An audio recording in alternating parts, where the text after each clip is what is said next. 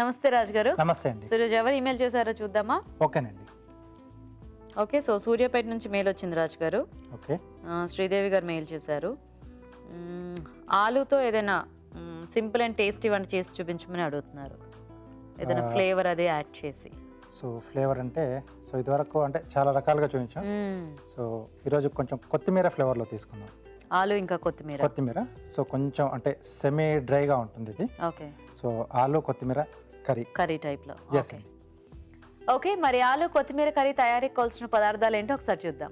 ఆలు కొత్తిమీర కర్రీ తయారు చేయడానికి కావాల్సిన పదార్థాలు: కొత్తిమీర పేస్ట్ 1 కప్పు, బంగాళదుంపలు 2, టొమాటో పేస్ట్ 1/2 కప్పు, తరిగిన ఉల్లిపాయ 1, తరిగిన పచ్చిమిరపకాయలు 2, అల్లం వెల్లుల్లి పేస్ట్ 1 టీ స్పూన్, ఉప్పు తగినంత, కారం తగినంత, పసుపు చిటికెడు, జీలకర్ర పొడి 1 టీ స్పూన్, తరిగిన అల్లం 1 టీ స్పూన్, నూనె 3 టేబుల్ స్పూన్లు. ఓకే అండి, మరి కావాల్సిన పదార్థాలన్నీ చూసారు కదా రాజుగారు, స్టార్ట్ చేద్దామా? ఓకేనండి.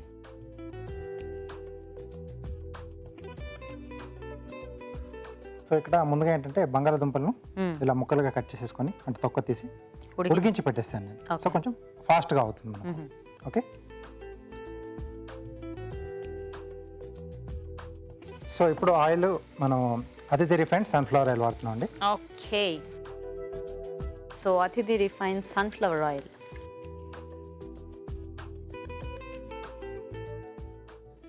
ఉల్లిపాయ ముక్కలు. ఓకే. సో దీంట్లో తర్వాత పచ్చిమిరపకాయలు, కొద్దిగా అల్లం వెల్లుల్లి పేస్ట్. ఓకే.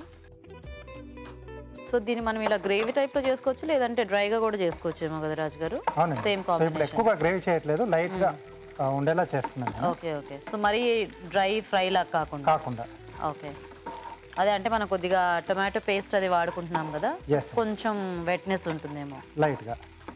సో ఇప్పుడు దీంట్లో కొత్తిమీర పేస్ట్.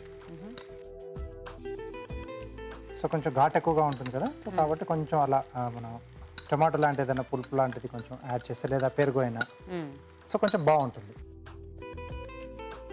సో ఇక్కడైతే కొంచెం పచ్చివాసన పోయేంత వరకు కొంచెం మనం వేయించుకోవాలి. ఓకే. సో అయితే మేము చిట్కా చూసేస్తాము. ఓకే అండి, ఇక్కడ పేస్ట్ వేగుతూ ఉంటుంది, ఈలోగా మనం చిట్కా చూద్దాం. మీకోసం మొదటి చిట్కా: ప్లాస్టిక్ వస్తువులపై పసుపు మరకలు పడినప్పుడు వాటిపై కొద్దిగా శనగపిండి వేసి రుద్ది ఆ తరువాత క్లీన్ చేసినట్లయితే పసుపు మరకలు ఈజీగా తొలగిపోతాయి. ఓకే అండి, చిట్కా చూసారు కదా, మంచి కొత్తిమీర వేగిన స్మెల్ వస్తుంది. ఎస్. సో ఇది కొద్దిగా వేగిన తర్వాత సో టమాటో పేస్ట్, సో ఇది పచ్చిదే వేస్తున్నాం. ఓకే. సో ఇక్కడ టొమాటో పేస్ట్ యాడ్ చేస్తున్నారు కాబట్టి కొద్దిగా కొత్తిమీర పేస్ట్ కొంచెం ఎక్కువ యాడ్ చేశారు కదా. అవునండి. ఒకవేళ మనకి జస్ట్ ఫ్రై చేసుకునేటప్పుడు కొద్దిగా కొత్తిమీర పేస్ట్ తగ్గించుకోవాలి. జస్ట్ అలా ఒక 1-2 స్పూన్స్ అయితే సరిపోతుంది కదా. సో ఇది కొంచెం వేగాలంటే మనకు టమాటో పచ్చిది వేస్తున్నాం కాబట్టి అది కొంచెం బాగా వేగితే మనకు టేస్ట్ అనేది బాగా వస్తుంది. సో ఇప్పుడు దీంట్లోనే సరిపడా ఉప్పు. ఓకే. సో కొద్దిగా కారం, కొంచెం పసుపు అండి. ఓకే.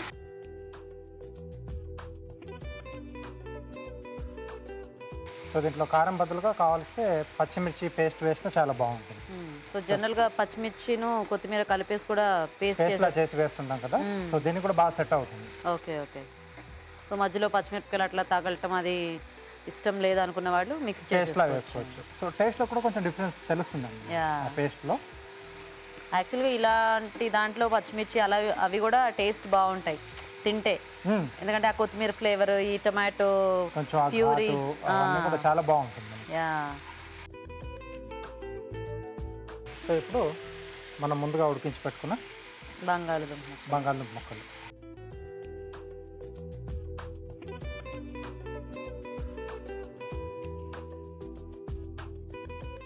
కొద్దిగా జీలకర్ర పొడి యాడ్ చేస్తున్నాను. ఓకే.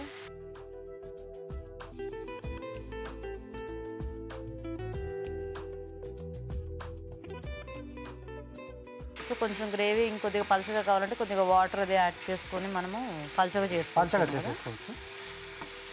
సో ఇలా ఏంటంటే కొద్దిగా పేస్ట్ అంతా కూడా ముక్కలకి బాగా పట్టేస్తాం. ఎస్. సో ఇది రోటీస్ చాలా బాగుంటుంది. ఓకే.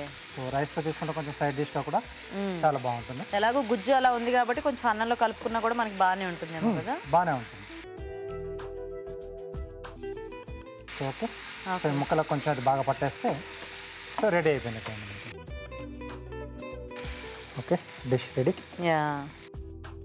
సో ఏదైనా కూడా అంటే ఆలు ఉడికించి చేసుకునేవి మనకి చాలా ఫాస్ట్గా అయిపోతాయి. ఇప్పుడు ఫ్రై కానివ్వండి లేకపోతే ఎనీథింగ్ కాంబినేషన్లో ఏదైనా ఆలు పచ్చిమిర్చి కొత్తిమీర ఇలాంటివి చేసుకున్నా కొంచెం ఉడికించి చేసుకుంటే ప్రాసెస్ అనేది కొంచెం ఫాస్ట్గా ఉంటుంది.